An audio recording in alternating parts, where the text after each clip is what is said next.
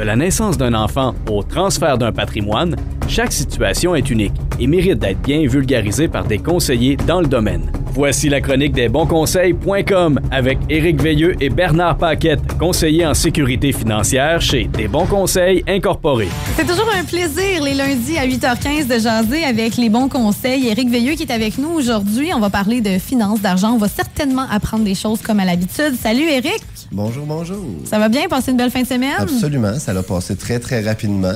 Trop rapidement, comme d'habitude. Oui. J'ai l'impression que les nuits ont raccourci.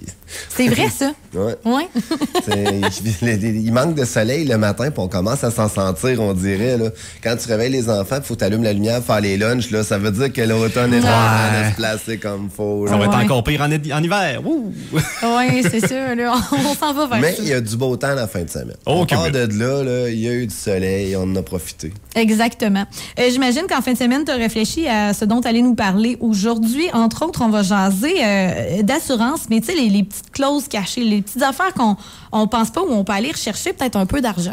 Bien, c'est ça que je dis, c'est que nos contrats d'assurance sont remplis d'avenants.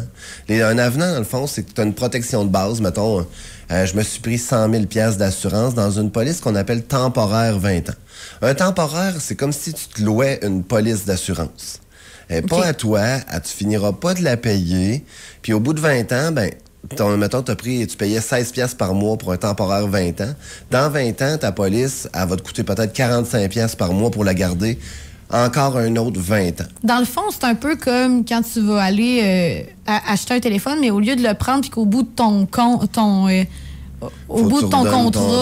oui, c'est ça. Il y en a qu'il faut que tu redonnes le téléphone au bout de ton contrat, mais il y en a d'autres qui deviennent le tien, puis tu l'as tout payé. Ça. Okay. Sauf que ces contrats-là, ils ont des super de belles clauses que les gens, souvent, y oublient ou oui, je l'ai su, mais je l'ai oublié. C'est que ces clauses-là sont temporaires, sont renouvelables et sont aussi transformables.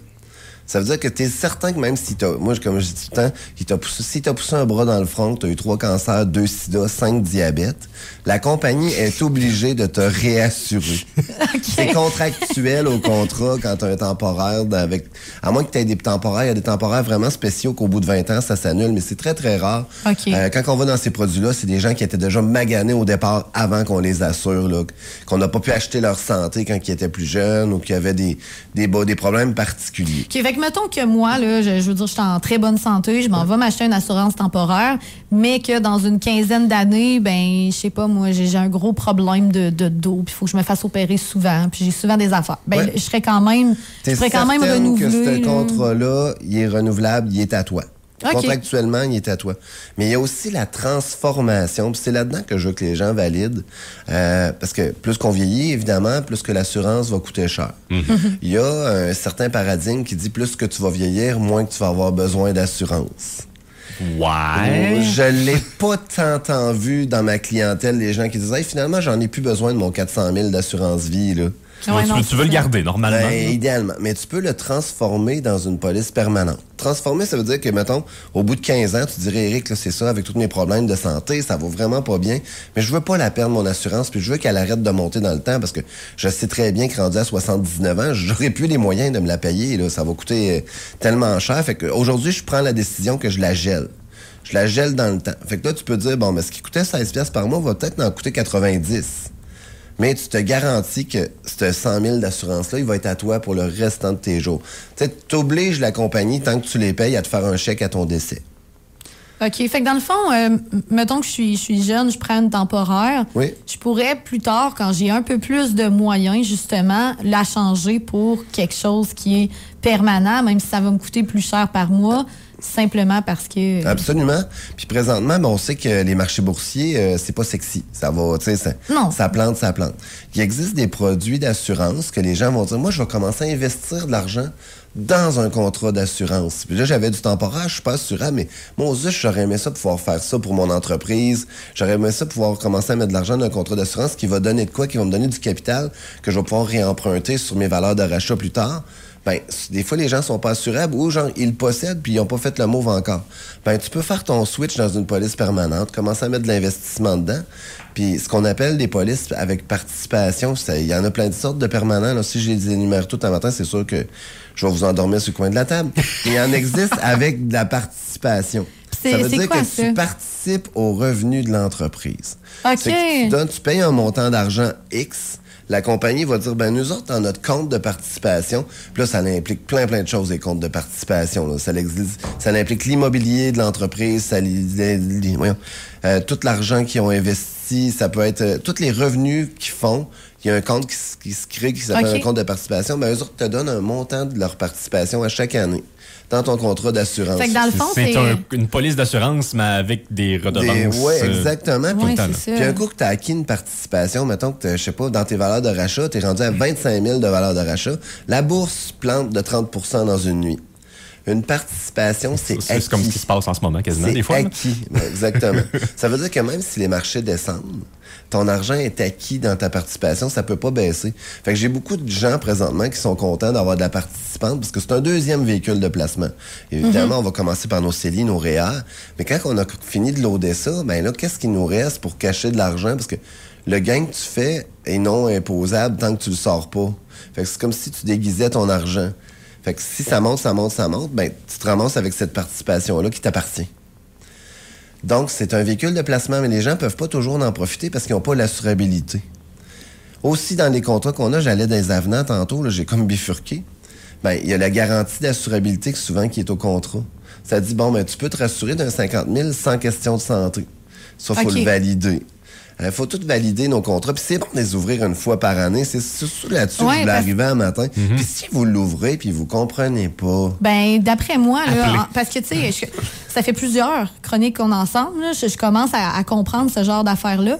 Mais je suis certaine que dans la voiture, en ce moment, il y en a 75 % des gens qui sont comme à ta peu. Là. Moi, je suis saturée avec le mot avenant, participation, c'est beau. Là. Absolument. Mais la meilleure chose à faire est tellement simple, là. Vous faites le 1-800, votre courtier d'assurance. Lui, sa job, c'est d'aller regarder ce qu'il y a dans votre contrat, puis de vous le réexpliquer. Puis c'est aussi de mettre le contrat à jour, de dire est-ce qu'il convient encore à votre statut familial, à votre statut de finance, est-ce que vous en avez encore de besoin? Parce que ça va arriver, là, qu'il y en a qu'on dise hey, ça n'a plus de sens, là, t'en as... Tu sais, sincèrement, tu continues à le payer, mais est-ce que tu en as vraiment besoin? Tu as fini de payer ta maison, tu as fini de payer ton char, tes REER sont full, tes CELI sont full, puis ça te coûte quand même assez cher par mois. Qu'est-ce qu'on fait rendu là? Tu as les moyens de la payer, ben tant mieux. Si tu crées de l'argent pour ta succession, on va s'en servir comme véhicule de placement. Fait que, mais d'aller remettre son dossier à jour, c'est comme un testament. Un testament, si tu l'as fait en 1989, là... C'est la même valeur, là. Ça se peut qu'aujourd'hui, il y ait des nouveaux bénéficiaires, que tu sois séparé. J'ai vu une histoire d'un de mes clients.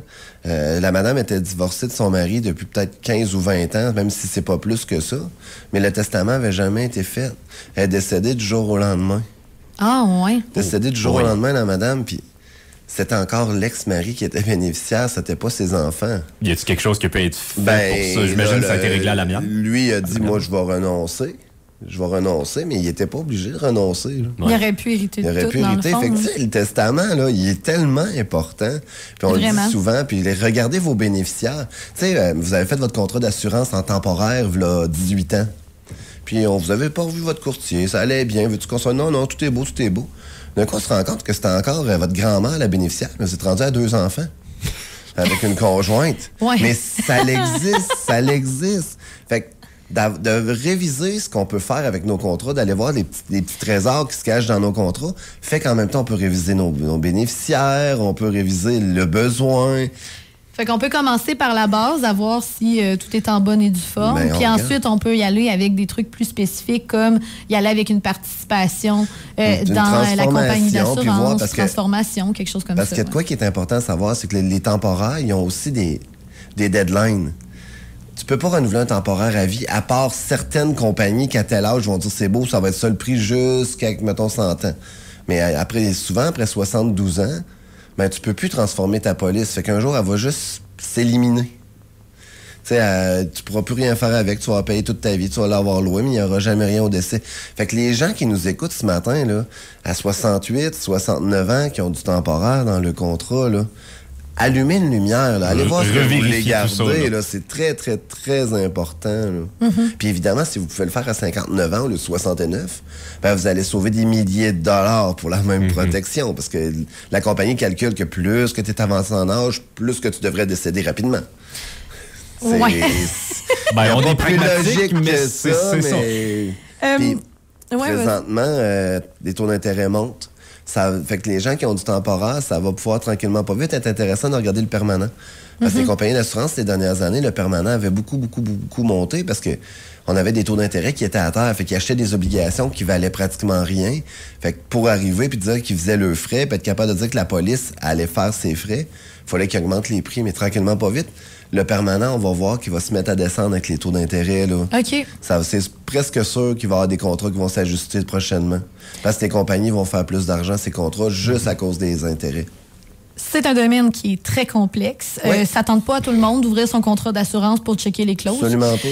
Si vous voulez faire affaire avec des professionnels qui vont savoir comment vous aider à faire de l'argent avec votre argent, ben Éric Veilleux, vous êtes là. Desbonsconseils.com, exactement. On vous lâche un coup de fil, on prend rendez-vous avec vous. Merci. Yes. Hey! Merci encore de ton passage. À dans 2 semaines. Ouais.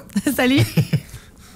Desbonsconseils.com vous a été présenté par Éric Veilleux et son équipe située au 135-25 boulevard Lacroix à Saint-Georges. De la naissance d'un enfant au transfert d'un patrimoine, différentes stratégies s'offrent à vous. Parce que chaque situation financière est unique. Vous devez vous assurer d'en tirer le maximum. Notre équipe d'expérience est là pour vous donner les bons conseils dont vous avez besoin. Communiquez avec nous au 228-72-24 ou desbonsconseils.com.